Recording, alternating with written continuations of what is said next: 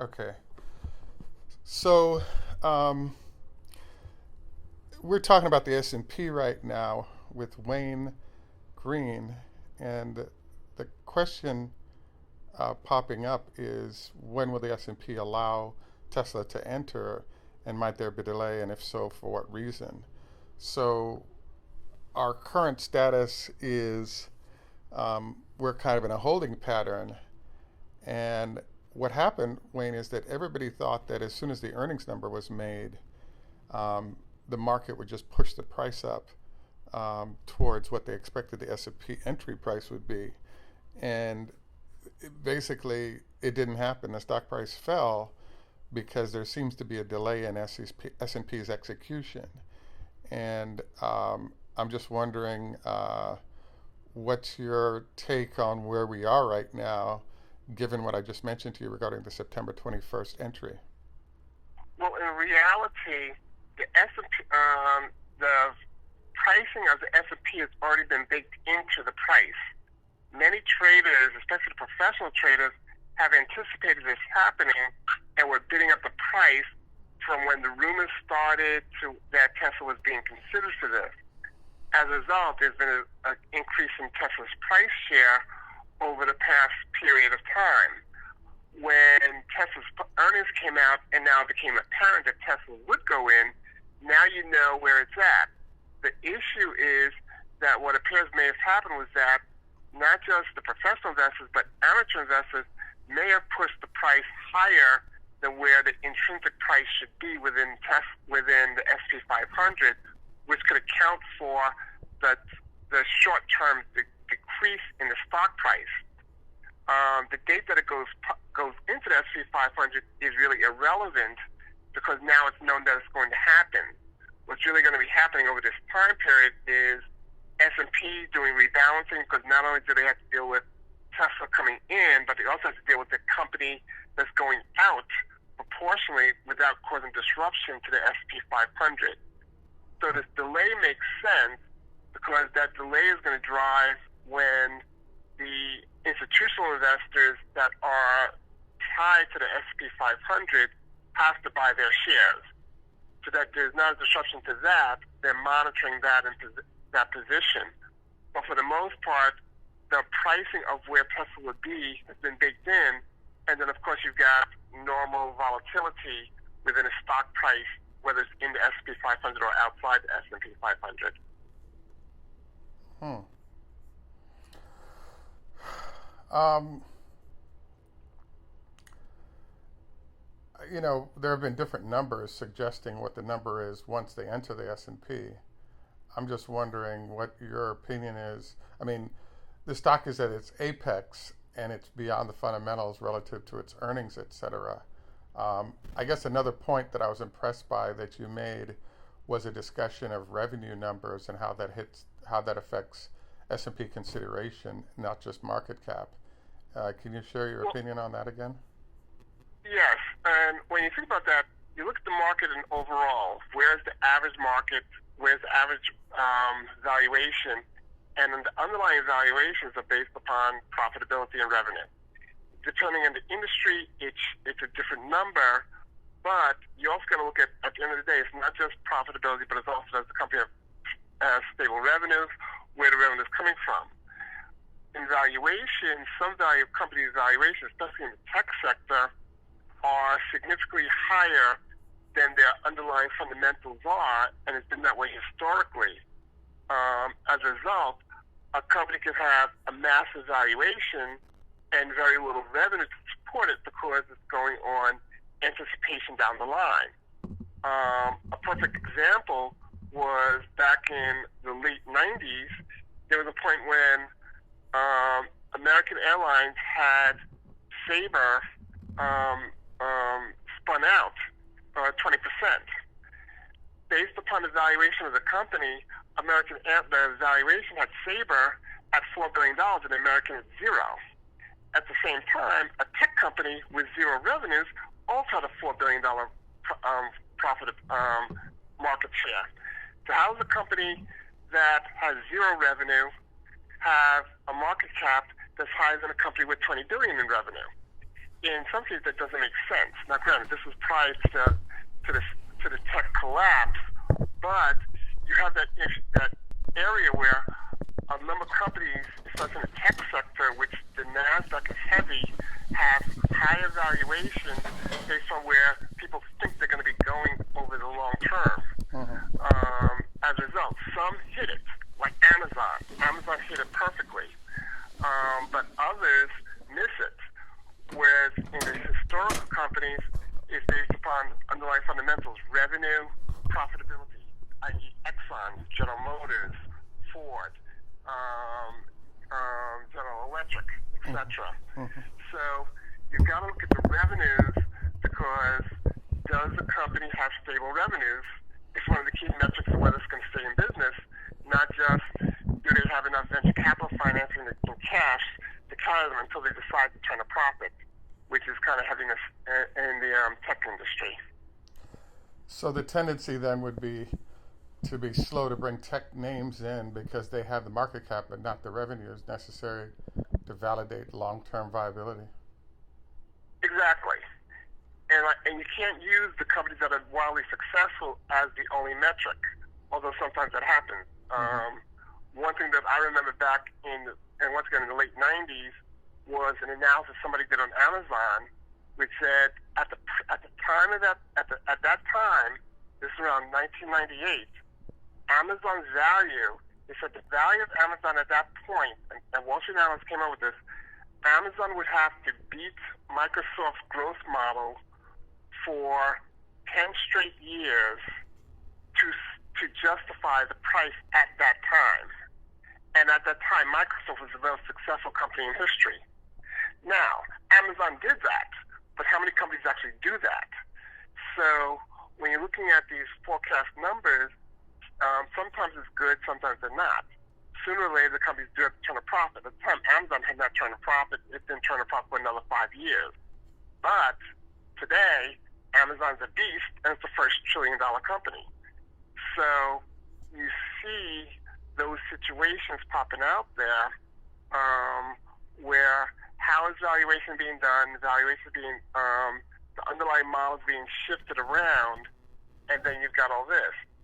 Now, the other thing that the SP people have to account for are who are the true traders, and are they being handled correctly? There is a question of a lot of amateur traders popping in, especially over the last 4 months, 3 to 4 months, with Corona hitting and people who work at home becoming traders. So you got money flooding the market from that group that normally would be at work doing something else, and they're not the experts in it. So that's an underlying risk factor. So they take all these different factors into being as they're bringing the company in. At the same time, they have to do the same thing on the company going out, to not just at the same time, because they don't want to also disrupt that company artificially because that company is leaving the S&P 500.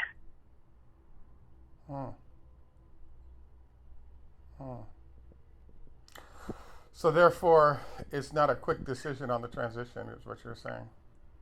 No, not at all. Because like I said, the biggest thing is people are focusing only on one side of it. It's the same thing as when you look historically when people talk about a company, a trader had a massive loss, and people start saying, "These traders are bad. Why did this guy do this loss, etc., etc." People forget he made that loss, but there was another trader on the opposite side of that trade who made a big gain. You see, so people only see one. A lot of times, people only tend to look at one side. They don't look at all sides. S&P has to look at all sides and do as minimal disruption to any company, anything at all. Yes, people who on the Tesla side want to see it happen immediately, but what about the company that's leaving the S&P 500 and their investors? S&P has to think about them as well, just as much, and in some cases, more so look at them than Tesla because of the disruption to that company, which is still a very good company. It's just that S&P is only 500 companies out of some 20 million in the United States, and tens of thousands that are public companies. So that's the problem that you've got right there.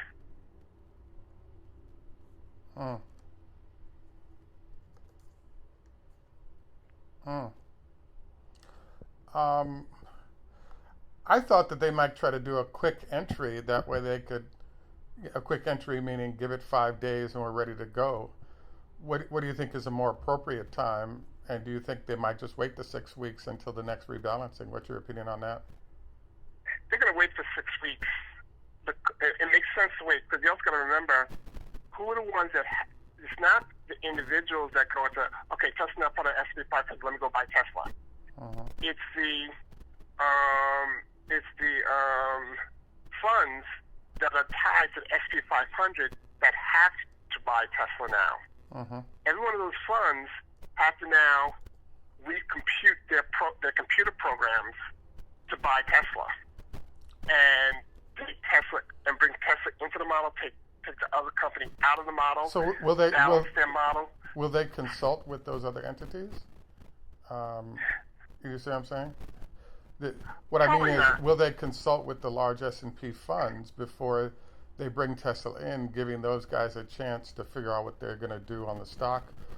Because I thought that they simply made the change and then the funds had to follow up on what the decision was.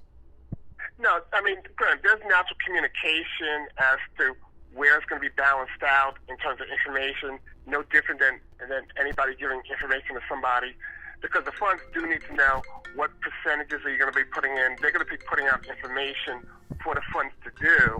But once again, they're going to give out that information, but the funds then have to reprogram their computer systems. A lot of it's done by computer trading, computer initiating. And my gut feeling also is, because of COVID, that may actually put a bit of a delay in, knowing that some of these funds, as much as they're trying to do things, they also got to look at some of them. They got people working from home, not working together, etc. When you make a change, because it's a major event when a company enters or leaves the S&P 500. So a lot of it is accommodating those entities as well, which it makes perfect sense. It's because, and of course, they have to give the information because they can't just keep it in the dark, and then the companies, the firms are sitting there saying, oh, we'll come in at this percentage, we'll come in at this percentage. They have no clue. They need to get that direction because they've got to match, their funds by default have to match to the S&P 500. So there is communication going and information flow so that people can make the right decisions and the right computations based upon this information. The thing, though, is they're not allowed to, until the announcement occurs, they're not allowed to start the process of acquiring shares until the announcement's made, right? But even if they're getting pre-information that they're preparing for it.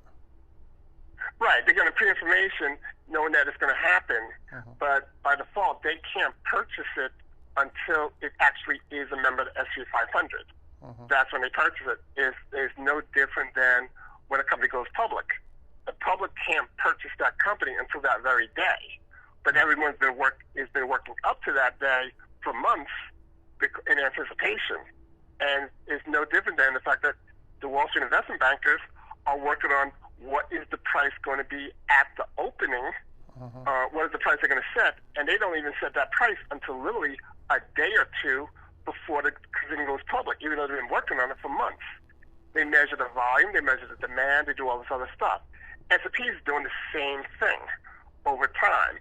They're watching what's happening to the stock. Now that people know it's going to come in, what's going to happen? Is this being shifted up? Is it going to be shifted down? How do we work the percentages? All that information.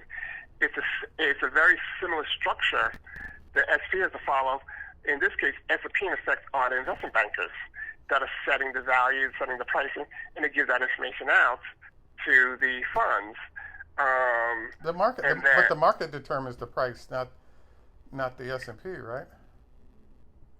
The market determines the price, but the S&P has to understand where that price is flowing now that everybody knows where it's at. They also want to see it over a set period of time to see if it's a stabilizer or is it volatile, among other things. It's the same. That's the one big difference. So you expect to see volatility in this scenario, but the volatility that you've seen over the past several months should stabilize some as it pertains to S&P. There are other indications that tie into volatility in the market itself, but the S&P components is kind of stabilized so that they kind of see now that everyone knows it's happening. Up until this point, people are like, it's going to happen, but we're not sure. Now that you know it's going to happen, now it's going to stabilize in pricing. And that was why you started bidding up. That was the volatility side of it working. Now that you're there, they need to see there, but now that could help them. Because they're not setting the value, they're setting what percentage of the S&P 500 will Tesla come in at. See, that's what they need to set. And then they need to get that information out to the other funds, because it's more of a weighting issue as compared to a pricing issue, but price is part of that weighting. Because you also got to remember the S&P number itself, they don't want to change that number. So what it also occurs is as Tesla comes in, it's not just Tesla coming in and the other company going out. The other 499 companies in the S&P 500, some of them may have their weightings increased or decreased by Tesla coming in. So once again, it's not just two companies, it's 500 companies that are being adjusted into the S&P 500.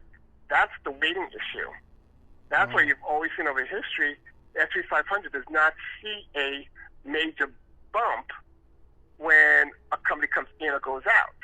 It stays consistent because they've managed bringing in that new company to the overall market. So they're looking at it from 500 companies, not just one.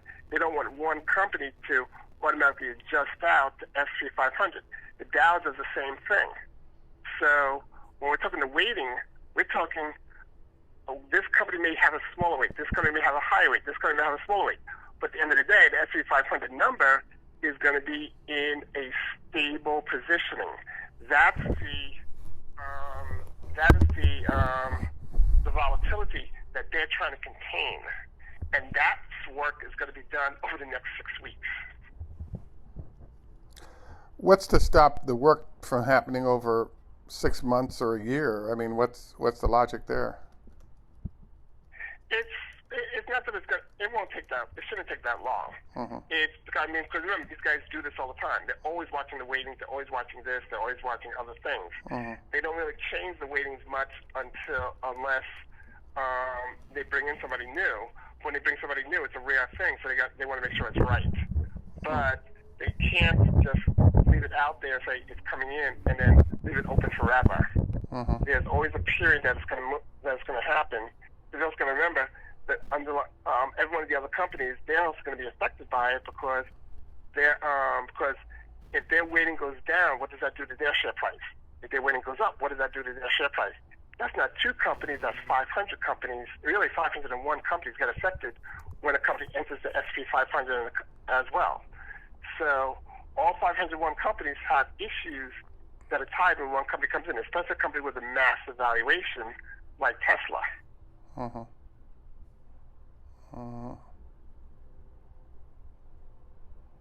Interesting. Wow.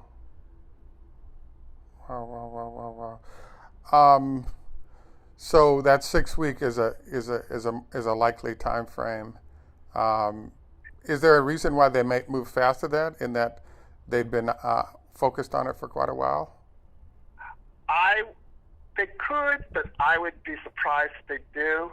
Because as much as 6 weeks seems to people to be a long time, 6 weeks is very fast in doing something what they're doing. Because remember, there's a lot of data that needs to be crunched and coordinated among all over the place. And 6 weeks is a very, very fast time span, especially when it's summer, 1, and 2, under COVID environments right now. So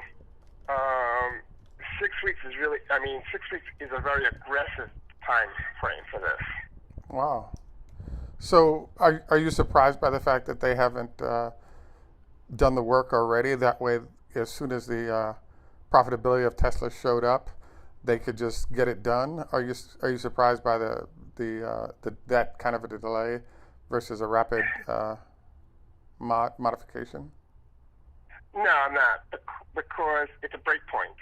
There are different break points along the lines where somebody comes in and you can't do certain things until a break point has occurred. So there were certain things they were doing, but they had to wait until Tesla's earnings came out. Then once Tesla's earnings come out, they can go into the next step. So there's been a series of break points. They can't do everything in advance. They can prep for it, but they can't do everything until they know what's going to happen. Because once that comes in, then they can factor in that information to the next stage. Interesting.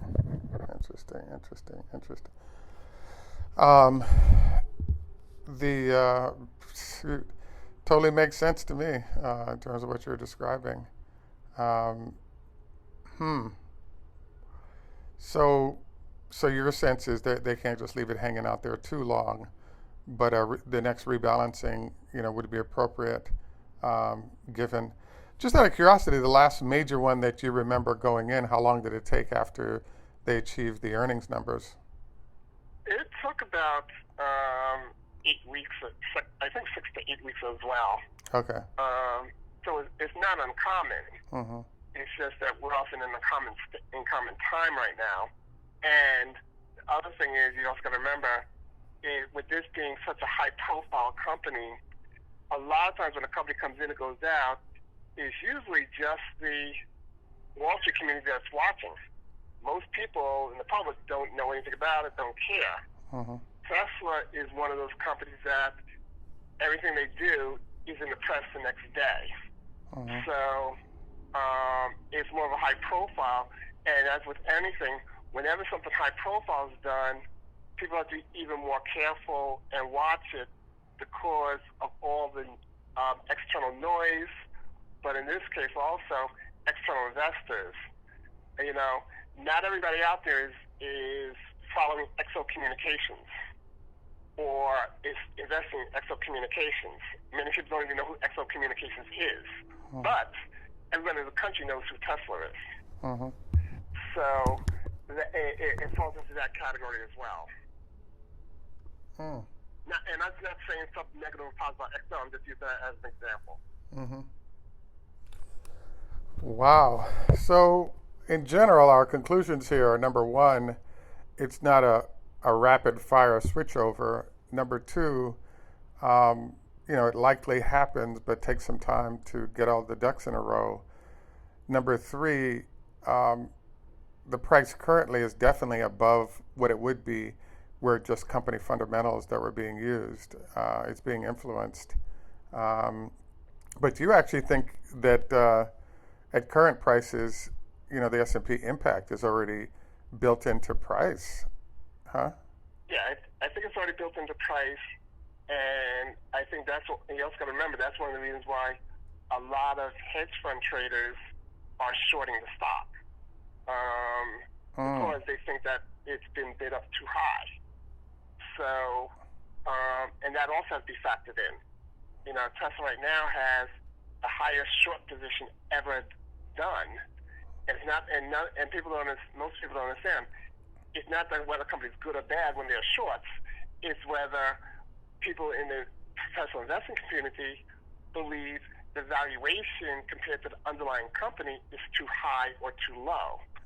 That's what drives this. And when you're talking $20 billion in shorts, that is a massive, massive amount of money. Well, no, there's a declining. Allegedly, there's just a decline in the short positions. Well, the short positions are declining because people are getting short squeezed. But that's not to stop them from coming back in or following through. That's also going to be kind of messed up over the next few weeks as well, because those options are going to be going mark to market. So people need to, so that'll also adjust out the volatility with that. So that's a key thing as well. Interesting. Well, good deal, man. Well, I appreciate your taking time out to discuss. I mean, this definitely helps the general view of what's going on, and I thought that the stock would be bid up more right now, but until we start to see the announcement, the bid up really can't occur because you don't know what the prices are that people have to pay to get in. So Right. It's hard to push it up further. And it's not the pricing; it's the percentages. Because the percentages, and here's a good example. People think it's going to go into S&P and say Tesla comes in at 1/600th of the S&P 500. Well, that's a set number of shares that they're buying of Tesla to account for that. But say the public's expecting it to be 1/300th. That's going to be an increase in value that's not out there. So all those things are being measured. That's when you talk about the balancing.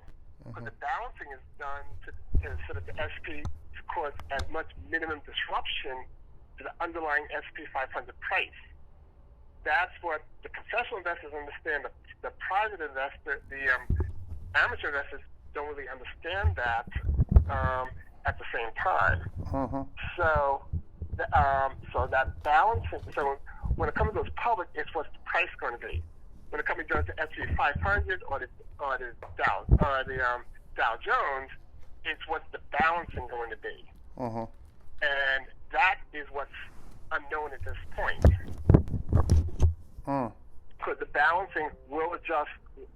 Once the balancing is announced, that will have an impact on the price. Potentially either up or down based upon where the bidding to the pricing has been.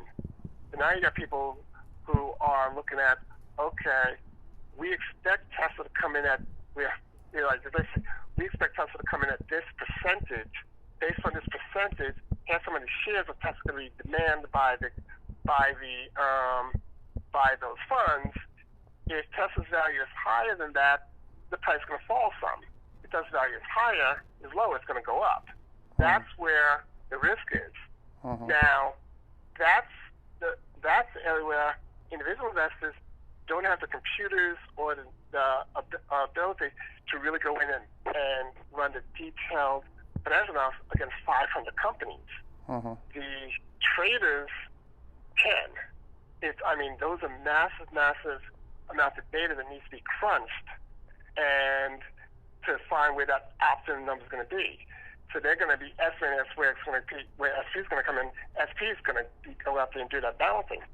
And that's going to determine whether there's going to be a bump or a slight decrease. It'll be nothing against Tesla, nothing against SP 500. It's more against what's Tesla bid up to compared to where that underlying balance is going to be. So now you're not talking the price to the underlying value of the company, but price to their percentage within the SP 500.